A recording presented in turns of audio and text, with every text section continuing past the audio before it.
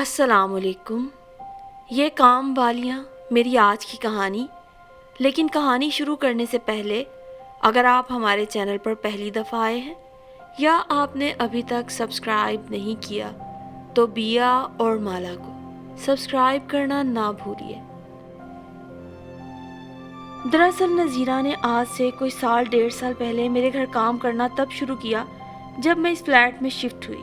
میرے شوہر عثمان یوں تو اندرون سندھ کے شہر شکارپور سے تعلق رکھتے تھے، آبائی حویلی تھی ان کی، مگر نوکری کے سلسلے میں ہم کراچی میں قیام پذیر تھے۔ عادت تو شروع سے بڑے بڑے اور کھلے ہوادار گھروں کی تھی، مگر عثمان نے جو تھوڑے بہت پیسے جمع کر رکھے تھے ان سے ایک فلیٹ ہی خریدا جا سکتا تھا، جبکہ مجھے فلیٹوں کی زندگی بالکل پسند نہ تھی، نہ زمین پر نہ آسمان پر، عجیب ہوا میں معلق۔ مگر عثمان کے دماغ میں جب کچھ آ جاتا تو بس کر کے ہی سکون سے بیٹھتے۔ دیکھو سہائی، مجھ جیسا تنخواہ دار حلال کمانے والا آج کے دور میں فلیٹ بھی خرید لے تو بہت ہے، یہ نہ ہو اپنا گھر ہم بنا ہی نہ پائیں اور یہ پیسے بھی پچھلی بار کی طرح کسی اور کام میں خرچ ہو جائیں۔ عثمان کا جنون اور اپنے معاشی حالات دیکھ کر بالآخر مجھے اپنے دل کو آرام کرنا ہی پڑا، اور یوں پوری باریک بینی سے عثمان سے ہر روز ایک باقاعدہ جنگ کر کے میں نے تب تک فلیٹ پسند نہ کیا جب تک مجھے اس میں اپنی ضرورت کی تمام سہولیات نہ مل گئیں۔ شروع میں جب ہم فلیٹ میں شفٹ ہوئے تو مجھے بہت عجیب لگتا تھا۔ پرانے کرائے کے گھر میں 2 بیڈ روم، پرانے طرز ہی کا کچن اور بہت کھلا صحن تھا، جبکہ اس نئے فلیٹ میں جدید سہولیات سے آراستہ کچن، چمکتے ٹائلز والے باتھ روم اور جدید بنی الماریوں والے بیڈ رومز دیکھنے میں تو اچھے لگتے ہی تھے، مگر اس اپارٹمنٹ کی سب سے بڑی خوبی یہ تھی کہ ہر ماہ کے آغاز میں ایک بڑی رقم کرائے کے نام پر نہیں دینا پڑتی تھی۔ ان سہولیات نے میری روزمرہ کی زندگی میں کئی آسانیاں پیدا کر دیں۔ پرانے والے گھر میں صرف جھاڑو پوچھے کے لیے ماسی آتی تھی، مگر اب میں نے صفائی کے علاوہ کپڑے پریس کرنے اور روٹی پکانے کے لیے بھی ماسی رکھ لی، جسے دیکھ کر پہلے تو مجھے یقین ہی نہیں آتا تھا کہ یہ کوئی کام کرنے والی ہے۔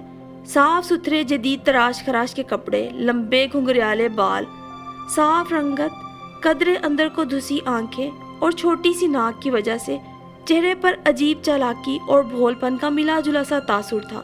آج کے زمانے میں ایسی بنی ٹھنی کم عمر ماسی رکھنا کسی خطرے سے خالی نہیں تھا۔ پھر میں نے سوچا کہ میلی کچیلی گوارن کے ہاتھوں میں جھاڑو پوچھے کا کام تو لے سکتی ہوں، مگر روٹی پکوانا، برتن دھلوانا میری نفاست پسند طبیعت ہرگز رضا مند نہ ہوتی۔ تھوڑی ہچکچاہٹ کے بعد اسے رکھنے پہ مجبور ہو گئی۔ کس وقت آؤ گی؟ کام بتانے اور تنخواہ طے کرنے کے بعد میں نے پوچھا۔ جب آپ کہیں گی۔ تم اگر 11 بجے تک آؤ تو ٹھیک رہے گا۔ میں نے ایک بار پھر اس کے بنے سنورے بالوں اور صاف ستھرے کپڑوں پر ستائشی نظر ڈالی۔ ٹھیک ہے، میں 11 ساڑھے 11 تک آ جایا کروں گی۔ اس کا لہجہ اتنا صاف تھا کہ میں پوچھے بنا نہ رہ سکی اس کا تعلق کہاں سے ہے۔ ہم کوئٹہ سے ہیں، خاصے فخر بھرے انداز میں جواب ملا، اور اس ہم کا مطلب مجھے کچھ دنوں بعد تب واضح ہوا جب پتا چلا کہ اس کی پوری فیملی کا روزگار اسی فلیٹ سے جڑا ہوا ہے۔ ماں، بیٹیاں، بھابیاں گھروں میں کام کرتی ہیں اور گھر کے مرد کوئی کسی کا ڈرائیور ہے تو کوئی کہیں سیکیورٹی گارڈ۔ سارے فلیٹس پر ان کی بھرپور نظر تھی۔ میرے شوہر عثمان بہت سلاجو اور نرم طبیعت کے مالک تھے، شاید اسی وجہ سے ہماری زندگی بہت پرسکون گزر رہی تھی۔ شادی کے شروع کے دنوں میں ہی ہم دونوں نے ایک دوسرے کو محبت سے قبول کر لیا تھا، ایک دوسرے کی پسند کا بہت خیال رکھتے۔ میرے 3 بچوں میں بڑی طیبہ 16 سال کی تھی، جبکہ چھوٹے دونوں جڑواں 14 سال کے تھے۔ اسکول کے بعد شام میں تینوں ایک قریبی اکیڈمی جاتے تھے۔ طیبہ کا میٹرک کا سال تھا، پڑھائی کے معاملے میں بہت ذمہ دار طبیعت رکھتی تھی۔ چھوٹے مطیب منیب تھوڑا تنگ کرتے تھے، مگر ان کا آپس میں ہی ایسا مقابلہ تھا کہ مزید محنت کرنے پہ مجبور ہو جاتے۔ شادی سے پہلے میرے بھی 2 ہی شوق تھے، اپنے لگائے ہوئے پودوں کی ایک ایک پتی، ایک ایک پھول کو دن میں کئی بار جا کر دیکھنا، یا پھر سارا دن کتابوں میں سر دیے رکھنا۔ مگر یہ کتابیں کورس کی نہیں تھی، میں نے تو BA ہی بہت مشکل سے کیا۔ کورس کے علاوہ مجھے جو بھی کتاب مل جاتی وہ پڑھنا جیسے مجھ پہ فرض ہو جاتا، چاہے اشفاق احمد کے افسانے ہوں، بانو قدسیہ کی کتابیں یا شہاب نامہ۔ شاعری کی کتابیں پڑھنے کا بھی مجھے بہت شوق تھا۔ شادی کے وقت بھی میں نے بڑے شوق سے اپنی کتابوں کا ذخیرہ جہیز کے سامان کے ساتھ نئے گھر روانہ کیا تھا، مگر کیا معلوم تھا जिंदगी ऐसा रूप बदलेगी, पढ़ना तो दूर करना, किताबों का बॉक्स निकालने की भी फुर्सत नहीं मिलेगी। और बरसों मेरी किताबें उस बॉक्स में बंद रही। अब जाकर जिंदगी में कुछ फरागत और सहूलियात मुयस्सर हुई। इस नए अपार्टमेंट में बागबानी का शौक पूरा करना थोड़ा मुश्किल था, लिहाजा मैंने हर साइज की मुख्तलिफ खाली बोतलों के अंदर इंडोर प्लांट्स, मनी प्लांट्स लगाकर इधर उधर लटका दिए। तो मुद्दतों से स्टोर में एक डब्बे में बंद अपनी किताबों को निकाला, बड़े प्यार से शेल्फ में सजाया और बहुत सी नई किताबों के लिए अपने बजट में गुंजाइश निकालने का इरादा करने लगी। फारिग वक्त मैंने फिर से अपने इन्हीं मशागिल के साथ गुजारने का इरादा कर लिया था। और मेरी ये आदत थी, उस्मान जब दफ्तर जाने लगते तो मैं बालकनी में खड़ी तब तक उन्हें देखती रहती जब तक उनकी गाड़ी आंखों से ओझल ना हो जाती। वो भी ऐसी एक सुबह थी, तबीयत में भी 2-3 दिन से कुछ नासाजी थी। टेरेस पर खड़ी उन्हें जाते देख रही थी जब मेरी नज़र उस लड़की पर पड़ी। पता नहीं वो स्टाइलिश ज़्यादा थी या खूबसूरत, मगर मैं कितनी ही देर टिकटिकी बांधे उसे देखती रही। जदीद स्टाइल का सूट, कंधों तक कटे खूबसूरत सिल्की बाल जो कि उसने बहुत स्टाइल से स्ट्रीक्स करवा रखे थे। थोड़ी देर में वो अपनी गाड़ी में बैठकर मेरी नज़रों से ओझल हो गई। ना जाने कौन थी वो लड़की, किस फ्लैट में रहती थी, मगर भला की खूबसूरत और स्टाइलिश थी। उसे सोचती सोचती मैं दोबारा अपने बेड पर आकर लेट गई। थोड़ी देर में ही नज़ीरा सफाई के लिए आ गई। नज़ीरा, आज सफाई बाद में करना, पहले मेरे लिए ज़रा अच्छी सी चाय बना दो और देखो चीनी ज़्यादा ना डाल देना। हाय बाजी, आज तो मेरा भी बड़ा दिल कर रहा था चाय पीने को। वो दुपट्टा दरवाजे पर डाल के खुशी खुशी किचन में चली गई। नज़ीरा को अब मेरे घर काम करते तकरीबन 2 माह हो चुके थे। वो खुद जितनी साफ सुथरी रहती थी, काम भी उतनी ही सफाई और ध्यान से करती। वक्त की पाबंदी और बड़ी तरतीब और फुर्ती से सब काम निपटा कर 1.5 घंटे में ही वापस चली जाती। जितनी देर वो काम करती रहती, मैं या तो कोई किताब पढ़ लेती या किसी का फ़ोन आ जाता तो इधर उधर की बातों में वक्त कट जाता। हफ्ते 10 दिन तो मैंने उस पर नज़र रखी, फिर मुझे अंदाज़ा हो गया कि उसमें ऐसी कोई भी बुरी आदत नहीं कि मुझे चीज़ों की तरफ से मोहतात रहना पड़े। यूं भी मुझे जेवर और कैश इधर उधर डालने की आदत नहीं थी। वो चाय बनाकर लाई तो मैं फैज़ अहमद फैज़ की नुस्खा हाय वफा पढ़ रही थी। बाजी, आप हर वक्त क्या पढ़ती रहती हैं? वो मुझे चाय देने के बाद खुद भी दरवाजे से टेक लगाकर बैठ गई। अब मैं तुम्हें क्या बताऊं, बस यूं समझ लो, शायरी है, कहानियां हैं। मैंने उसे सादा तरीके से समझाना चाहा। थोड़े पुराने मगर बहुत अच्छे स्टाइल के सिले सूट में वो इस वक्त बहुत ही खूबसूरत लग रही थी। मैं कितनी देर उसे गौर से देखती रही और वो शायद मेरी नज़रों का इर्तकाज़ भांप गई थी। किरण बाजी ने दिया है ये सूट, वो ए ब्लॉक वाली किरण बाजी, वरना दूसरी बाजियों के तो बहुत खुले होते हैं सूट। ए ब्लॉक में किसके घर काम करती हो? वो जुल्फ़कार साहिब है ना, वो खुद तो कम ही इधर आते हैं, मगर किरण बाजी को उन्होंने इतना बड़ा फ्लैट लेकर दिया हुआ है, बड़े आराम से रखा हुआ है। सारा काम तो मैं करती हूँ, सुबह सुबह सफाई करती हूँ और दोपहर में आपके घर का काम करने के बाद दोबारा उधर जाती हूँ।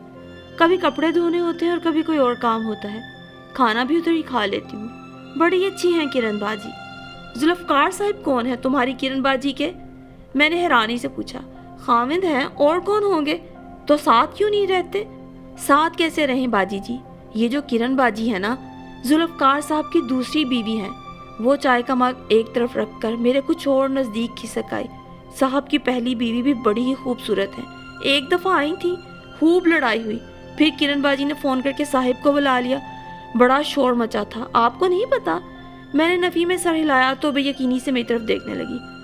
खूबसूरत है पहली बीवी, मगर किरण बाजी से उम्र में बहुत बड़ी हैं। 2 बेटे हैं, 1 बेटी है। पता नहीं साहब को क्या सूझी।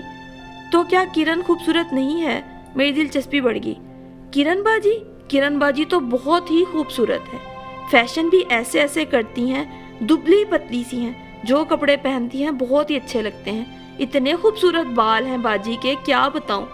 आज भी बहुत प्यारी लग रही थी। आज उन्हें कहीं जाना था, इसलिए तो मैं आपके घर जल्दी आ गई। अभी अभी तो गई हैं। हरा सूट पहना हुआ था, बहुत ही प्यारी लग रही थी। उसके अभी अभी कहने पर मैं चौंक गई। अच्छा, वो जिसने प्रिंटेड सा सूट हरा सा पहना हुआ था। मेरी नज़रों में कुछ देर पहले वाली वही स्मार्ट सी लड़की का सरापा आ गया। हाँ बिल्कुल वही है गोल्डन बालों वाली किरण बाजी। नज़ीरा का जवाब सुनकर मेरी दिलचस्पी में कई गुना इजाफा हो गया, मगर उसी वक्त फ़ोन की घंटी बजने लगी और बात वहीं की वहीं रह गई। ایک دن ذرا سی حوصلہ افزائی کیا کی، نذیرہ روز ہی کوئی نہ کوئی کہانی سنانے لگی۔ پہلے تو وہ ضرورت کے تحت ہی کوئی بات کرتی تھی، اور میں بھی چونکہ ملازموں سے ایک فاصلہ رکھنے کی قائل ہوں، لہٰذا کام کے سلسلے میں ہدایات دینے کے علاوہ کوئی دوسری بات نہیں کرتی تھی۔ پھر اچانک ہی میری نظر کرن پر پڑی، اور اس کی شخصیت میں نہ جانے کیسی کشش تھی کہ میں اس کے بارے میں زیادہ سے زیادہ جاننے کی خواہش کو روک نہ سکی۔ اسی لیے اگلے دن میں نے ادھوری رہ جانے والی بات کو خود سے شروع کیا۔ تم کیا بتا رہی تھی کل کرن کے بارے میں نے بظاہر کتابوں کو الٹ پلٹ کرتے ہوئے سرسی سے انداز میں پوچھا۔ نذیرہ جو بڑی دل جمعی سے بیڈ کے نیچے سے صفائی کرنے کی کوشش کر رہی تھی، فوراً جھاڑو ایک طرف ڈال کر میری طرف مڑی۔ باجی جی، میں آپ کو بتا رہی تھی کہ کرن باجی صاحب کے دفتر میں ہی کام کرتی تھی، ان کی سیکرٹری تھی، اور پھر ہوتے ہوتے دونوں میں پہلے دوستی اور پھر شادی ہو گئی۔ ذوالفقار صاحب نے شادی سے پہلے کرن باجی کے گھر والوں کو اپنی پہلی شادی کا نہیں بتایا تھا۔ کرن باجی نے بھی یہ بات جان کے چھپائی کہ گھر والے شادی کرنے پہ رضامند نہیں ہوں گے۔ نذیرہ نے بہت وضاحت سے پوری کہانی سنائی تھی۔ میں حیران رہ گئی، تمہیں یہ سب باتیں کیسے معلوم ہوئی؟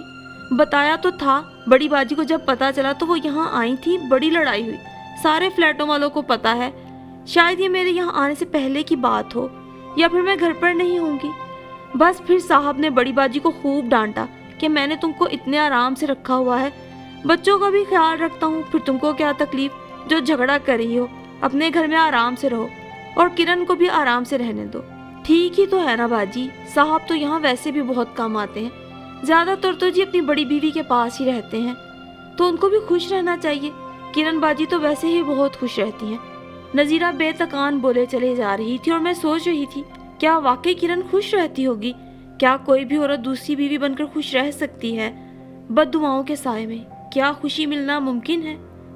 شام کو یہی سوال جب میں نے عثمان سے کیا تو کافی دیر سوچتے رہنے کے بعد بولے، بھائی اس سوال کا صحیح جواب تو کوئی عورت ہی دے سکتی ہے۔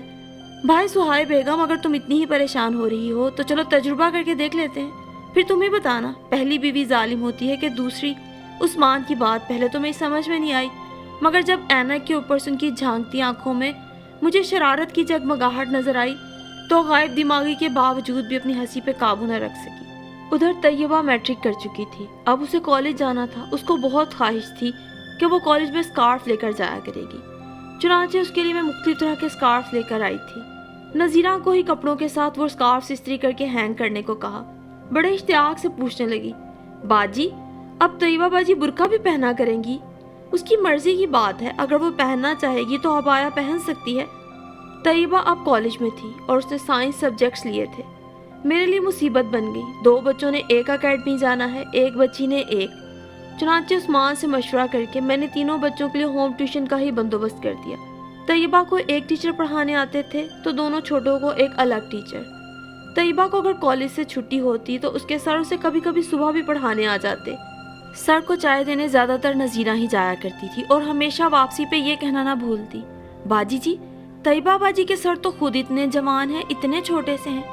میں اسے تسلی بخش جواب تو دے دیا کرتی تھی، آج کل کے بچے اپنی پڑھائی کے ساتھ ہی ٹیوشنز پڑھانے لگتے ہیں تاکہ اپنے تعلیمی اخراجات پورے کر سکیں، لیکن نذیرہ ہر بات کا ایک الگ مطلب نکالے کھڑی تھی۔ یہ مجھے تب تک نہیں پتا تھا۔ نذیرہ کیا تھی؟ چلتا پھرتا ریڈیو اسٹیشن تھی۔ اس صبح بھی آئی تو میں اس سے پوچھ بیٹھی، کیا کرن ابھی بھی نوکری کرتی ہے؟ نہیں جی، اب انہیں نوکری کی کیا ضرورت، صاحب کا اتنا بڑا بزنس ہے، تبھی تو دو شادیاں کر لی۔ غریب آدمی تو ایک شادی کر کے ہی پریشان ہو جاتا ہے۔ نذیرہ کے لہجے میں عجیب سی حسرت آ گئی، اور ہم جیسے غریبوں کی تو شادی ہی بڑی مشکل سے ہوتی ہے، تمہاری بھی تو شادی ہونی ہے۔ میں نے اس کا موڈ ٹھیک کرنے کے لیے کرن کا خیال اس کے ذہن سے نکالنے کی کوشش کی۔ اس کی عمر کوئی 18-20 سال تو ضرور ہوگی، اور اس عمر میں ان لوگوں کے 2-2 3-3 بچے بھی ہوتے ہیں۔ میری شادی بھی اسی لیے نہیں ہو رہی۔ میری ماں کہتی ہے جب تک بھائی کی شادی نہیں ہوگی میری شادی نہیں کرے گی۔ کیوں بھلا؟ بھائی تو تم سے چھوٹا ہے۔ ہاں جی، بھائی مجھ سے چھوٹا ہے، مگر بھابھی آئے گی، میری جگہ گھروں کے کام وہ سنبھالے گی، پھر ہی میری شادی ہو سکے گی نا۔ دیکھنا باجی، میں نے سوچ لیا ہے ایک دن میں اپنے منگیتر کے ساتھ بھاگ جاؤں گی، پھر میری ماں کو پتا چلے گا۔ نذیرہ کا ارادہ جان کر میں گھبرا گئی۔ تم اپنی ماں کو میرے پاس لانا، میں اسے سمجھاؤں گی۔ وہ نہیں مانے گی باجی جی، اسے بس پیسہ چاہیے، اسے پیسے سے محبت ہے، چاہے کسی بھی طرح کما کر لے جاؤں۔ اس کے لہجے میں اپنی ماں کے لیے عجیب سی نفرت تھی جس نے مجھے چونکا دیا۔ साफ सुथरे नए फैशन के कपड़े, खिलती रंगत, मुनासिब नकूश और जवानी की उम्र वो यकीनन किसी भी तरह कमा कर ला सकती थी। मेरे दिमाग में अजीब अजीब सोचें आने लगी और मुझे एकदम से झुरझुरी आ गई। अपने ख्यालात को मजीद भटकने से रोकते हुए मैंने लहजा बदल कर उसे कामों के मुतालिक हिदायत दी। आज जरा टीवी लाउंज के पर्दे धो लेना और किचन के कैबिनेट्स निकाल कर अच्छी तरह सफाई करना। ऐसे लग रहा है जैसे हफ्तों से साफ ही नहीं हुए। वो खामोशी से सर हिलाती रही, मगर मुझे ऐसे लगा जैसे उसे मेरे अंदर उठने वाले खौफ की लहर का अंदाजा हो गया हो। तभी तो उसके चेहरे पे एक अजीब सी कमीनी सी मुस्कुराहट नमूदार हुई थी, जिसे उसने छुपाने की भी कोशिश नहीं की। उस सुबह भी मैं अपनी पसंदीदा किताब मन चले का सौदा पढ़ रही थी जब नज़ीरा काम कर रही थी। अपनी किताब से नजरें हटाकर मैंने यूं ही उसकी तरफ देखा था। साइड टेबल की डस्टिंग करती हुई मेरा फ़ोन उठाकर उलट पुलट कर देखते हुए बोली, बाजी जी, मेरा मंगेतर कहता है कि मैं भी एक मोबाइल खरीद लूं ताकि हम आराम से बातें कर सके। अम्मा तो हमें एक दूसरे से बात ही नहीं करने देती। वो कीपैड पर उंगलियां फेरते हुए बड़े ही हसरत आमेज लहजे में बोली तो मैं ज़रा चौकन्नी होकर बैठ गई, मगर इतनी ही देर में उसने मेरा फ़ोन दोबारा टेबल पर रख दिया। बाजी, इस मोबाइल से इंसान बात किए बगैर लिख लिख के भी बातें कर सकता है। उसका इशारा गालिबन मैसेजिंग की तरफ था। मैंने इस बात में सर हिलाया और दिल ही दिल में सोचने लगी कि आइंदा अपना मोबाइल यूं लापरवाही से इधर उधर नहीं रखूंगी, क्योंकि कीमती होने के अलावा ये मुझे यूं भी अजीज था कि उस्मान ने मुझे शादी की सालगिरह पे तोहफा दिया था। बाजी, आपको पता है वो ए ब्लॉक वाली बाजी है ना, किरण बाजी, वो भी आजकल हर वक्त मोबाइल पे बातें करती रहती हैं। बेचारी हर वक्त अकेली जो होती हैं। और उसकी ख्वाहिश के ऐन मुताबिक मैं अपने हाथ में पकड़ी किताब और तोहफे में मिले कीमती मोबाइल को भूल भाल कर पूरी तरह उसकी तरफ घूम गई। मेरे यूं मुतवज्जो होने पर उसकी छोटी छोटी आंखों में चमक सी लहराई। इतना आहिस्ता आहिस्ता बोलती हैं कि मैं पास खड़ी भी हूँ तो समझ नहीं आता। उसने मेरे तजस्सुस को मजीद हवा दी। अपनी दोस्तों से या घर वालों से बात करती होगी, मैंने सरसी से अंदाज में कहा। पता नहीं जी, पहले भी तो करती थी, मगर ऐसे चुपके चुपके नहीं, मैं भी आराम से सुन लेती थी। पर अब तो पता नहीं, अब साहब भी बहुत काम आते हैं। उसने एक नया शगुफा छोड़ा। मैं कहती हूँ बाजी जी, किरण बाजी ने बड़ी गलती की जो अपने से इतने बड़े बीवी बच्चों वाले आदमी से शादी कर ली। वो तो आराम से अपने घर वालों के साथ रहते हैं और ये बेचारी अकेली पड़ी रहती हैं। फिर तो फ़ोन पर ही बातें करके अपना वक्त गुजारेंगी, क्या पता किसी से दिल लगी करती हूँ। उसने अपना नया ख्याल मेरे जहन में डाल दिया। ठीक ही तो है, 23-24 बरस की लड़की सिर्फ अच्छे घर मलबूसात से तो नहीं बहल सकती। उसे शादी के बाद शोहर की संगत की भी ज़रूरत होती है, जो दुनिया की तमाम आसाइशों से बढ़कर होती है। और अगर ये साथ ना मिले तो ख्यालात भटकने में ज़्यादा देर नहीं लगती। नज़ीरा अपना काम मुकम्मल करके जा चुकी थी और मैं उसी तरह साकित बैठी किरण के बारे में सोचे जा रही थी। ऐसी औरत जिस पर दूसरी औरत की ज़िंदगी में जहर घोलकर अपना घर बसाने का इल्ज़ाम हो, जिस पर उठने वाली हर नज़र में तहकीर के सिवा कुछ ना हो, जिसके वालिदैन एक शादीशुदा मर्द से अपनी मर्जी की शादी करने के जुर्म में उससे नाराज़ हो चुके हों, उसका कोई रिश्ता भी ना हो, वो तो सिर्फ उसी एक शख्स के सहारे ज़िंदगी गुजारने का हौसला रखती है ना, जिसके दिखाए खुश रंग ख्वाबों की दुनिया ही उसका असासा होती है। और अगर वो शख्स भी उसे तवज्जो ना दे तो उसकी दुनिया कितनी अंधेर होकर रह जाती है। अब किरण भी तन्हाई से घबरा कर शायद ऐसा ही कुछ कर रही हो। अब इसमें उसका क्या कसूर? क्या पता उसने किसी और लड़के से दोस्ती कर ली हो। पता नहीं कैसे कैसे वसवसे मेरे दिल में आने लगे। कभी मिली तो उसे ज़रूर समझाऊंगी, मैंने दिल में एकदम पक्का इरादा बांधा। नहीं भाई बेगम, तुम तो इस सब मामले से दूर ही रहना। ये नज़ीरा के कहने पे तुम यकीन कर रही हो, तुम्हें काम वालियों की फितरत नहीं पता। ये तो इधर की सच्ची झूठी कहानी उधर सुनाती हैं, उधर की इधर, और यूं हर घर में अपनी नौकरी पक्की करती हैं। हर कोई इन्हें अपने आप से मुखलिस समझता है, मगर ये किसी की मुखलिस नहीं होती। शाम को जब मैंने उस्मान से किरण के मुतालिक अपनी परेशानी का जिक्र किया तो उन्होंने कितने सादा और अच्छे अंदाज में मुझे उस दिन समझा दिया था, मगर मुझे समझ ना आया। और यूं इस फ्लैट में शिफ्ट हुए हमें काफ़ी वक्त गुजर चुका था। फ्लैटों की ज़िंदगी के बारे में मैंने सुन रखा था कि यहाँ रहने वालों की कोई ज़ाती ज़िंदगी नहीं होती। यहाँ पर लोग एक दूसरे की इतनी ज़्यादा खबर रखते हैं कि किसके घर क्या पका है और किसकी बीवी कब से रूठ कर मेके जा बैठी है, सब फ्लैटों वालों को पता होता है। मगर मुझे साल से ऊपर होने वाला था। किरण के अलावा मुझे सिर्फ उन्हीं फ्लैट्स की कहानियाँ पता थी जहाँ जहाँ नज़ीरा काम करने जाती थी। मैं अक्सर सोचती थी कि पता नहीं यहाँ के लोग किसी से मिलना पसंद नहीं करते या मेरी तरफ से ही कोई ऐसी मुनासिब पेशकदमी नहीं होती। बाजी, यहाँ बड़े बड़े लोग रहते हैं, ये किसी से नहीं मिलते। बाजियाँ तो सारा दिन सोती रहती हैं, शाम को तैयार होकर साहब लोगों के साथ घूमने चली जाती हैं। ये तो हम गरीब लोग हैं जो सब आपस में मिलते हैं, सबकी खैर खबर रखते हैं। नज़ीरा ने कुछ इस अंदाज से लोगों के मेल मिलाप ना रखने का जवाब पेश किया कि मुझे हंसी आ गई। लोगों की बड़ाई जांचने का ये मेयार काफ़ी मज़े का खेज था, मगर इसके बावजूद कभी कभी दिल चाहता था कि कड़ी पके तो एक दो घरों में भिजवा दूं, या कभी अपने घर का खाना खाते हुए दरवाजे पर खटका हो, भाप उड़ाती बिरयानी की प्लेट खाने का मज़ा दोबाला कर दे। मगर यहाँ आने के बाद मोहल्लेदारी के सारे ही मज़े ख़राब होकर रह गए थे, और मैं अपनी घरेलू मसरूफियात और मुताले के बेपनाह शौक़ के बावजूद कभी कभी इस कमी को बड़ी शिद्दत से महसूस करती थी। ऐसे में ए ब्लॉक के 12 नंबर घर से दरसे कुरान का बुलावा आया तो मैं बड़े ज़ौक़ शौक़ से शिरकत की तैयारी में लग गई। अपना बहुत नफीस सफ़ेद सूट निकाल कर पहना। वहाँ गई तो तमाम औरतें सफ़ेद चांदनियों पर बड़े एहतराम से बैठी थी। मैंने अंदर दाखिल होने के बाद चारों तरफ एक नज़र डाली। चंद जाने पहचाने चेहरों के सिवा मेरे लिए सब अजनबी थे, लिहाजा मैंने बाआवाज़ बुलंद सबको एक ही दफ़ा सलाम कर दिया। कुरान खाने के बाद एक खातून ने बहुत अच्छा दर्स दिया। सारी महफिल पर अजीब सा वजद तारी हो गया, वक्त गुजरने का पता ही ना चला। दुआ के लिए हाथ उठाए तो मेरी नज़र अपने बाएं जानिब उठी। हल्के गुलाबी लिबास में किरण मेरे बराबर में बैठी थी। उसकी आंखें बंद थीं, पलकों पर आंसू ठहरे हुए थे। मुझे ऐसे लगा मेरी बरसों पुरानी ख्वाहिश पूरी होने वाली हो। दुआ के ख़त्म होते ही मैंने एक लम्हे का भी इंतज़ार नहीं किया। मुझे आपसे मिलने का बड़ा शौक़ था। बिला तकल्लुफ मैंने उसका हाथ थाम दिया। उसने कुछ हैरान होकर मेरी तरफ देखा, फिर मुस्कुरा दी। आप सुहाय उस्मान हैं, मिसेस उस्मान। उसके सवाल पे मैंने इस बात में सर हिलाया। उसकी आवाज़ में बड़ी प्यारी सी खनक थी और वो मुझे पहले रोज़ से भी ज़्यादा स्मार्ट और खूबसूरत लग रही थी। नज़ीरा आपके घर काम करती है? उसने पूछा। और आपके घर भी, मैंने अजीब से अंदाज में जवाब दिया। मैंने अभी तक उसका हाथ नहीं छोड़ा था। वो मेरी कैफियत को भांप कर कुछ नर्वस सी हो गई। उसी वक्त साहिबे खाना ने खाना लगने की इत्तला दे दी। नज़ीरा की कही हुई सारी बातें एक तवातुर से मेरे जहन में आती रहीं। मेरी नज़रें बार बार उसकी तरफ उठ रही थी। वो भी शायद इस चीज़ को नोटिस कर चुकी थी और थोड़ी बेचैन थी। मैं दिल ही दिल में सोच रही थी, आज हिम्मत करके इसे समझाऊंगी। गैर मर्दों से एक शादीशुदा लड़की की दोस्ती अच्छी नहीं। खाने से फारिग होने के बाद हम दोनों फिर एक दूसरे के नज़दीक आ गए। किसी दिन आओ मेरी तरफ, मैं बड़ी बेतकल्लुफ़ी से आप से तुम पर आ गई। अभी तो आप चले, ये मेरा घर सामने ही वाला है। इस बार उसने मेरा हाथ थाम लिया। नहीं, आज नहीं, फिर कभी सही, मैंने किसी कदर हिचकिचाहट से कहा। आइए ना, खाने के बाद एक एक कप चाय हो जाए। अब वो खासे एतमाद से बात कर रही थी। मुझे पता था उस्मान मेरा इंतज़ार कर रहे होंगे, मगर मैं इस मौके को गंवाना नहीं चाहती थी, लिहाजा थोड़े इनकार के बाद उसके साथ आ गई। दरवाजे का लॉक खोलकर उसने अंदर कदम रखा और ज़रा सा तिरछा होकर मुझे भी अंदर आने का रास्ता दिया।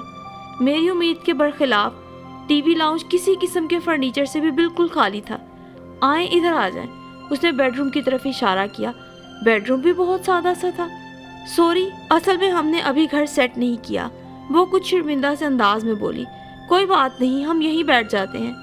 और मैं दिल ही दिल में सोच रही थी, घर तो उसकी पहली बीवी का सेट होगा, दूसरी वाली तो बस बेचारी। आप बैठे, मैं चाय लेकर आती हूँ। उसकी खनकदार आवाज़ ने मेरी सोच को आगे नहीं बढ़ने दिया। जितनी देर में वो चाय बना कर लाई, मैं उसके बेडरूम का जायज़ा लेते हुए उसके बेरंग ज़िंदगी के बारे में सोचती रही। नज़ीरा ठीक ही कहती है, इतनी खूबसूरत लड़की को क्या ज़रूरत थी एक शादीशुदा आदमी से शादी करके अपनी ज़िंदगी तबाह कर ली। आहट पर मैंने दरवाजे की तरफ देखा तो वो सादा सी प्लास्टिक की ट्रे में चाय के मग लिए अंदर आ रही थी। असल में आशिर अमेरिका होते हैं, मेरे पेपर्स भी आ गए हैं, अगले महीने में उनके पास चली जाऊंगी। इसीलिए मैंने अभी घर सेट नहीं किया कि जब यहाँ रहना नहीं तो क्या फ़ायदा। मेरे पेरेंट्स लाहौर में होते हैं, शादी के एक हफ्ते बाद ही आशिर वापस चले गए थे। उनका ख्याल था पेपर्स बनने में ज़्यादा देर नहीं लगेगी, क्योंकि हमारा निकाह तो पहले ही हो गया था। मगर पता नहीं क्यों इतने दिन लग गए। अब इंशाल्लाह अल्लाह ने चाहा तो अगले माह में उनके पास चली जाऊंगी। इतने दिन अकेले रहते रहते इतनी उदास हो गई थी कि आपको बता नहीं सकती। वो बड़ी रवानी से बोल रही थी और मैं हवन्नुकों की तरह सुन रही थी। और वो जुल्फ़कार साहिब, बड़ी मुश्किल से मेरे मुंह से निकला। जुल्फ़कार? अरे वो तो आशी के चचाजाद भाई हैं। उन्होंने मेरा बहुत ख्याल रखा, वरना मेरा यहाँ अकेले रहना और भी मुश्किल हो जाता। उसके लफ्ज़ों की सच्चाई उसके लहजे से आया थी। मैंने वो मुश्किल चाय ख़त्म की। प्लीज़ जाने से पहले मेरे घर ज़रूर आना, مجھے اخلاقاً اتنا ہی کہنا پڑا۔ ہاں کیوں نہیں، میں تو خود آپ کے گھر آنا چاہ رہی تھی طیبہ سے ملنے کے لیے۔ نذیرہ ہر وقت اس کی باتیں کرتی رہتی ہے۔ بلکہ اگر آپ برا نہ بنائیں تو ایک بات کہوں، اگر طیبہ کسی کو پسند کرتی ہے تو یہ کوئی گناہ نہیں، آپ اس پہ اتنی زیادہ سختی نہ کریں۔ نذیرہ بتا رہی تھی آپ اس پہ بہت سختی کرتی ہیں، اسے برقع وغیرہ بھی پہنانے لگی ہیں۔ کرن بولے جا رہی تھی، میرے دماغ میں لیکن دھماکے ہونے لگے تھے۔ پتہ ہے باجی، وہ جو بی بلاک والی باجی ہے نا سہائے، ان کی بیٹی ہے طیبہ، کسی کو پسند کرتی ہے۔ نذیرہ کی آواز میرا پیچھا کرنے لگی، یعنی جس طرح اس نے کرن کے بارے میں مجھے سچی جھوٹی کہانی بتائی تھی، میری بیٹی کے کردار پر بھی یوں ہی کیچڑ اچھال کر اس نے کرن کو میرے گھر کے قصے سنائے تھے۔ میرے چہرے کا رنگ اڑ چکا تھا اور میری حالت اتنی خراب تھی کہ میں کرن سے مزید کوئی بھی بات نہ کر سکی۔ لڑکھڑاتے قدموں سے واپس آ گئی، بچوں سے بھی بات نہ کی، سیدھی اپنے کمرے میں آ گئی۔ عثمان بیٹھے ہوئے تھے، میں ان کے کندھے پہ سر رکھ کے پھوٹ پھوٹ کر رونے لگی۔ غلطی سراسر تمہاری ہے سہائے۔ عثمان نے جب میرے منہ سے ساری بات سنی تو مجھے ہی سمجھانے لگے۔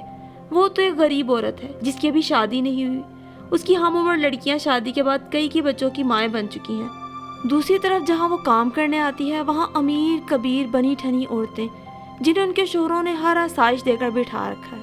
اگر اس کے دل و دماغ میں ان عورتوں کے لیے نفرت اس قدر پنپ رہی تھی اور وہ اس نفرت کے زہر کو اپنی گھڑی ہوئی کہانیوں کے ذریعے ادھر ادھر نکال رہی تھی، اس کے احساس محرومی نے اسے اس درجہ نیگیٹو کر دیا ہے کہ وہ ہر عورت کی کردار کشی کر کے اپنے دل کو تسکین دینے کی کوشش کرتی ہے۔